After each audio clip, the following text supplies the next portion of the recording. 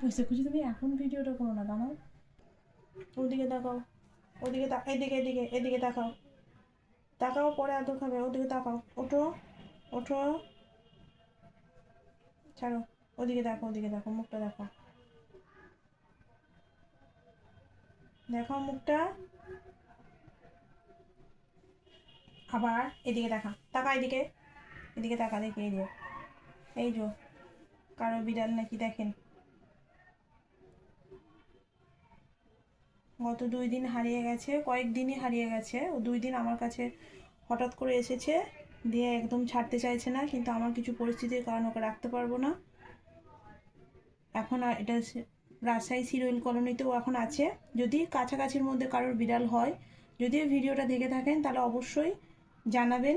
তার বিড়াল সে অবশ্যই নিয়ে যাবেন, বিড়ালের মালিক। কারণ ও বোঝা যাচ্ছে ভীষণভাবে পোষা এবং ভীষণভাবে আদুরে, কিন্তু এইভাবে আমার পক্ষে রাখা সম্ভব নয়, আমার কিছু অসুবিধা থাকার জন্য। কি হয়েছে বাবা, কি হয়েছে? কার বাড়ি থেকে তুই চলে এসেছিস বলতো? হ্যাঁ, কার বাড়ির বাচ্চা তুই? কামড়াবে না, তাতেও কামড়াচ্ছে না, ওর সব ইয়ে রয়েছে।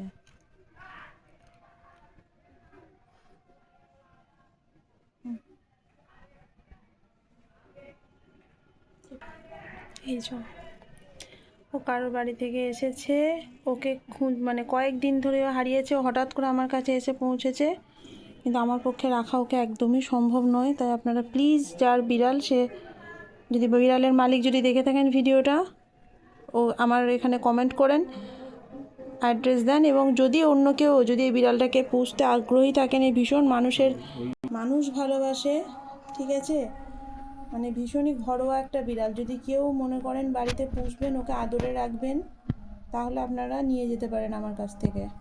আমার পক্ষে রাখা সম্ভব নয়, তাই বলছি, কারণ ভীষণই ও ঘরোয়া একদম।